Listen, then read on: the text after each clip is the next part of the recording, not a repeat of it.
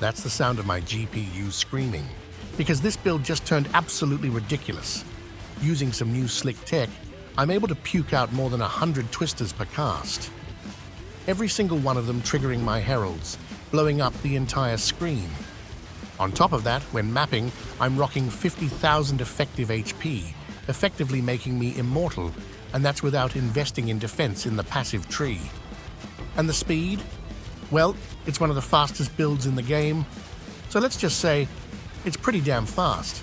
It's my new deadeye titty-twisting frenzy, stacking strength, stacking speed demon build, NDTTFSSSDB for short, and while my TSSHCCIWSTB build I recently released was absolutely fantastic as well. This one, utilizing the deadeye ascendancy, can do some marvelous things no other ascendancy can.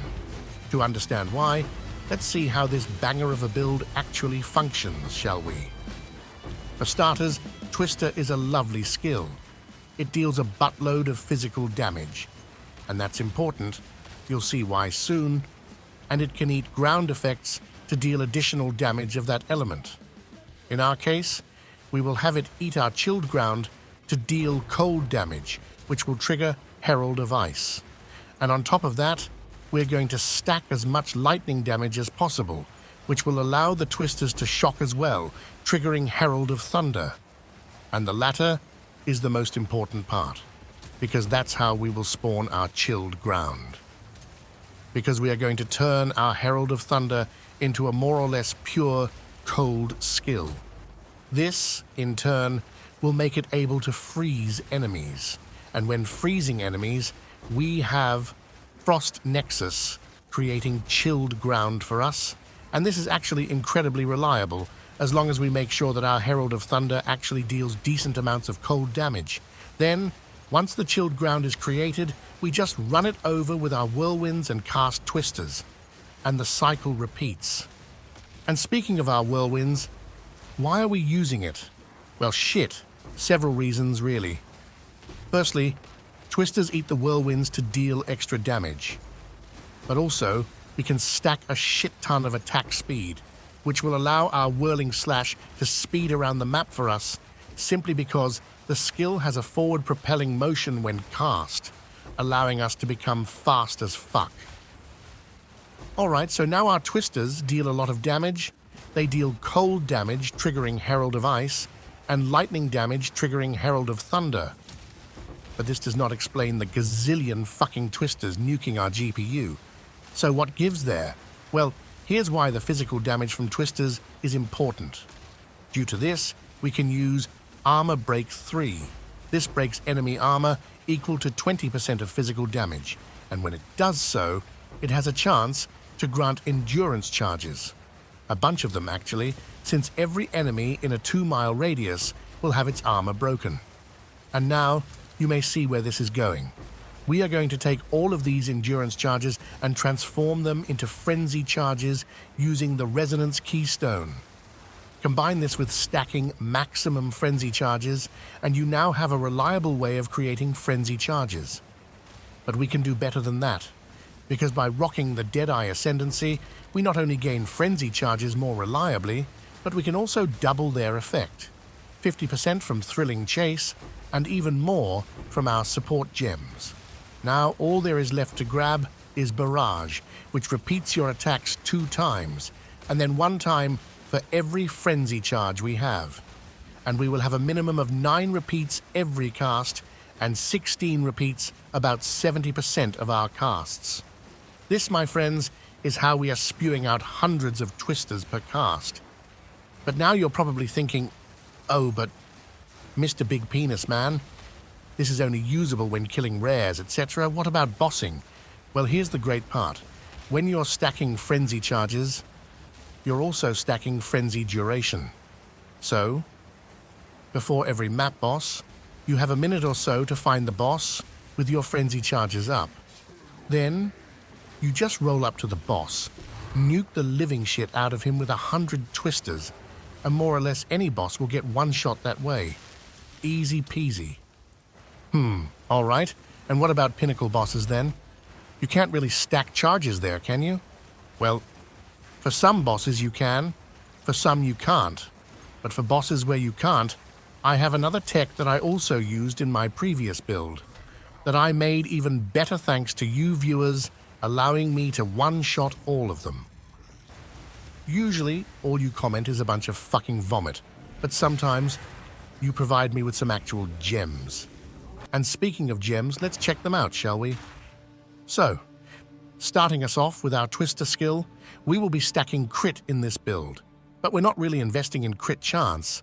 Rather, we're going to have a buttload of base crit and have inevitable crit, stacking up crit chance for us. This works great because you're not casting your twisters frequently. Rather, you stack up seals via salvo, gain additional twisters, spam your whirling slash a few times, and then cast them. Salvo in itself grants 6 additional twisters, which you'll repeat via barrage. I'd also like to mention an alternative here, Nova projectiles. Some people prefer this over salvo, as the projectiles are way more consistent, but you will deal less burst damage using this. It's up to you. Both options are fantastic. Then, Rakiata's Flow. This build is actually playable on a budget, but this gem is definitely not a budget gem. So how can it still be playable on a budget? Well, shit, glad you asked. We're playing cock in this build. And in your cock, you can slot Elemental Weakness and/or Frost Bomb, allowing you to forego enemy resistances. More on that later.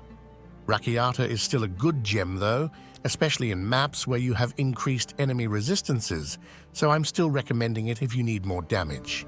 And if you don't need more damage, then just slot in some extra AoE instead. I'm then rocking Projectile Acceleration. This doesn't really increase our damage, but the extra speed is insanely good for clear. You can use either this or Overreach for extra AoE. Both are fine options. Finally, the gem making this build work, Armor Break, granting us frenzy charges. We still want endurance charges though, but we're solving that in another way.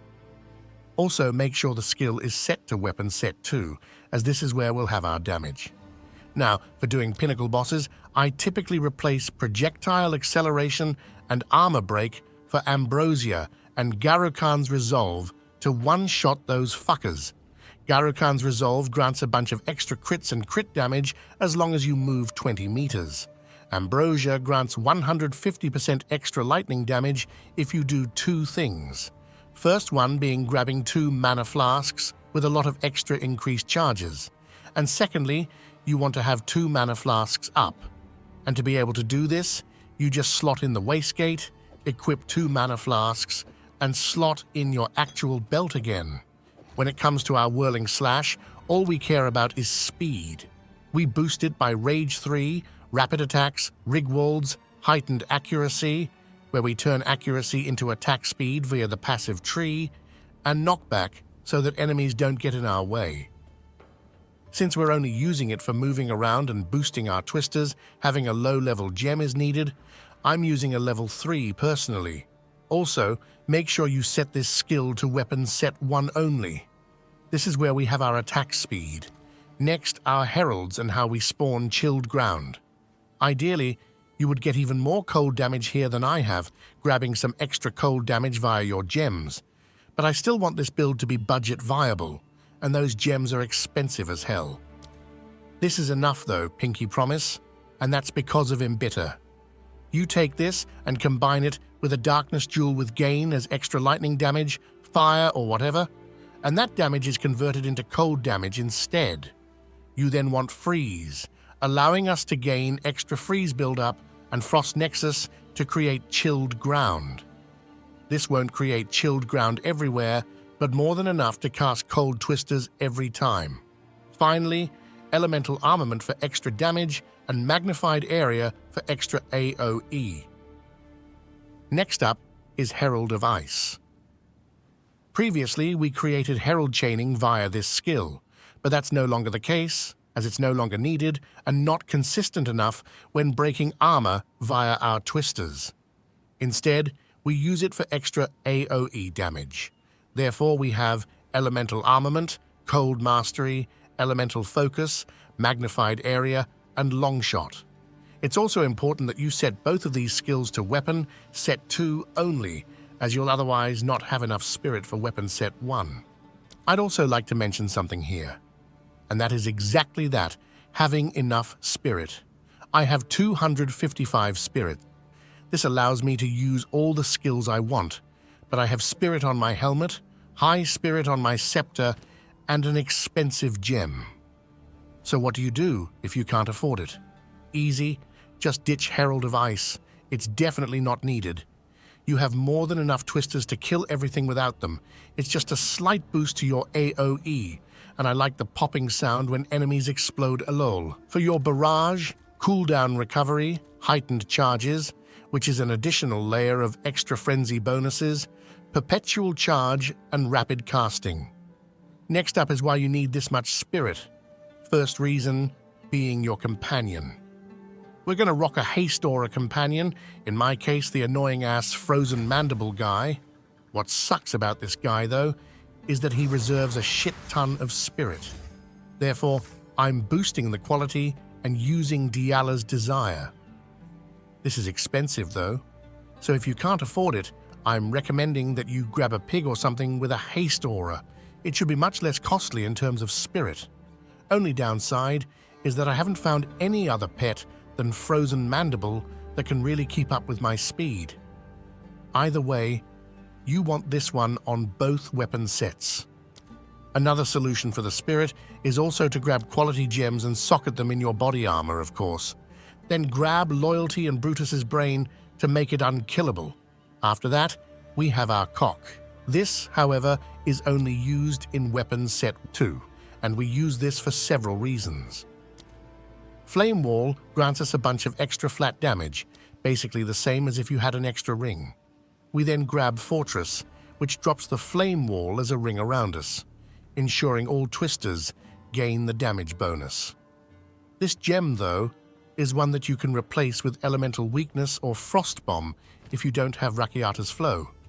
Then we have Profane Ritual. This will create power charges for us. These power charges are then transformed into endurance charges, which grants us 20% more evasion and energy shield via charge regulation, along with attack speed via frenzy charges. We do still want power charges though, so we also use charge profusion, granting us a small chance to generate power charges as well. And finally, boundless energy for extra energy. We then have charge regulation, which you want on both weapon sets, so you can keep your bonuses in both sets. And finally, Wind Dancer. This one I'm only using in weapon set 1, and I have it on for evasion when spinning, along with culmination in combination with Aelith's Chimes and charge profusion, allowing me to generate even more charges and therefore a higher chance of having all different charges up at once for charge regulation. Finally, slap in the blind and maim gems to fill this bad boy out. And that, my friends, are the gems. Let's check out the gear needed now, shall we? First, let's cover the mandatory items and why I'm stacking strength. The first mandatory item being the Sacred Flame Shrine Scepter, and you need the spirit to be as high as possible. Now, unfortunately, some of you are dumb as a fucking donkey and went crying in my previous video that this costs like 50 divines. Alright, so let's check the actual price now, shall we? You need it to be corrupted with extra spirit, and you need it to have an extra socket to slot in spirit. So let's see how much a 134 spirit one costs. Oh, what the hell, that's expensive as hell. Time to downvote the video and complain. Again, you need it to be corrupted, then you just slot in a cheap spirit gem, and you have it at 134. It's literally 2 divines, you fucking donkey. Alright, enough of that. The next mandatory item is Iron Grasp, as this is the reason we're stacking strength. We'll turn this strength into projectile damage for a total of 400% or so increased damage. Grab one with 4 sockets, as it's cheap as hell. For doing pinnacle bosses where I can't stack frenzy charges, I'm also swapping to Crown of Eyes, doubling this damage. Just make sure you're not relying on the spirit on your other helmet if doing this. Next is Astramentus. solving our dex and int requirements while boosting our damage and energy shield via extra strength. And in case you're wondering how strength grants us energy shield, spoiler, it's via our heroic tragedy jewel. And for the final mandatory item, you want Essentia Sanguis Furtive Wraps. This is how we regenerate energy shield. Since we deal a buttload of physical damage, one life leech converted into energy shield leech via this makes us immortal, assuming you actually cast twisters, that is, and don't just mindlessly spin into a large pack of enemies. Alright, and then to the non-mandatory items with their prios. Firstly, the weapons. For weapon set 1, the Sky Sliver is the best weapon for hitting as fast as possible. For weapon set 2, you want an Akoyan Spear, as it has higher base crit chance than the other bases, along with ensuring that you have a lot of damage and crit on it. The only thing I'd like to replace is the low crit chance here. Other than that, you should get the same one. You can also consider swapping the crit damage for Onslaught if you want more speed. Alright, next we have our defenses. Your biggest layer of defense comes from your helmet. Here you want a shit ton of energy shield, not only because this is where all of our defense comes from, but also due to Subterfuge Mask. This is my only source of flat evasion, and despite that, I have 50% evasion when mapping. So don't skip this, or you'll die. The same goes for the sneakers. Just get as much energy shield as possible. You can skip the movement speed for more energy shield for sure. You don't need it. Finally, the rings are all about damage, strength, and resistances. If you want extra attack speed, then you do like me and ditch one flat damage roll for accuracy. Just make sure you have one mana leech and one life leech roll. That's the only important thing here. And of course, your belt. Headhunter with extra strength is perfect, but having an ingenuity belt is great as well, especially if you're rarity stacking, because then you'd replace some of the non-necessary rolls on your rings, slap on an ingenuity belt, some rarity runes in your chest, and you've got yourself 150% rarity just like that. Personally though, I'm currently playing negative rarity with Ventors. You do you, my man or woman. Oh, and also, the charms, of course. Valakos Roar is decent for extra charges, Fall of the Axe is great for Onslaught, and a Rite of Passage is an absolute banger for damage and attack speed. You can use any Rite of Passage as long as it's useful, and with that we're done with this. Let's check out the passive tree and then we'll be just about done with this shitty guide. Starting us right off, we have the Ascendancy, and why you need to play Deadeye for this particular version. Firstly, we have Avidity along with Frenzy Charge duration, ensuring that we always have our Frenzy Charges up. Then, Thrilling Chase, to get those yummy 16 charge barrages that we want to nuke our graphics card. Then Tailwind, obviously, for the attack speed, evasion, and 30% damage reduction. If you want more damage, then just ditch the damage reduction for 20% damage via point blank or far shot. After that, it's time to start stacking up some strength. The damage nodes are good here as well, but strength equals both damage and defense, so we go with those. Then, our first max frenzy charge cluster, and some additional attack speed for weapon set 1, which again is your whirling slash weapon set for max speed. For your jewels, go with something like this. The double attack speed is the most important, and then you just want as much damage as possible. Ideally, you'd grab companion damage as it can roll the highest. Keep moving down, grab Dance with Death, which is the reason we're only using one weapon in weapon set 1, along with some attack speed for weapon set 1 and Falcon Dive for extra attack speed.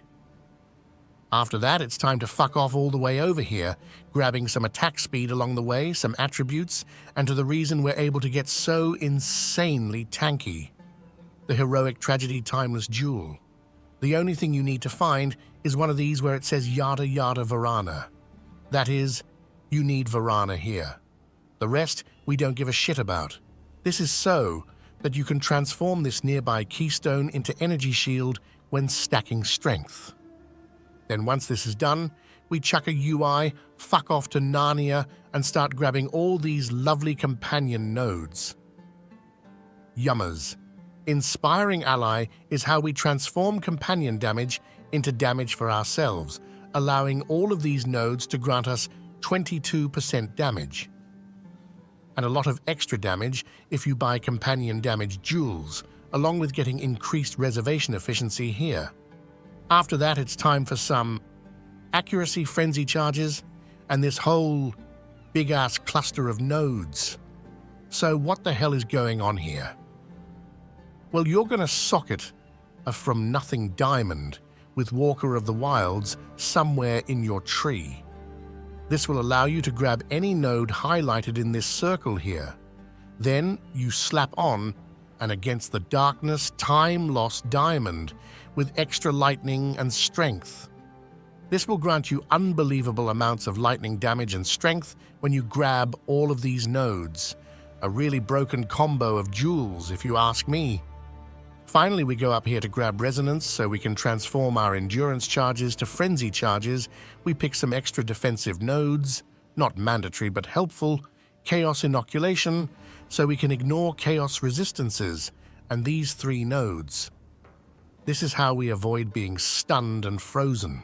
Because without max life, you have no stun or ailment threshold, making these nodes 100% mandatory. Stuns are more important, but these 2 are great as well. Then we finish this bad boy off with some extra skill effect duration for our twisters and some energy shield, damage, or whatever the fuck you want, really. Good job, friends. Passive tree complete.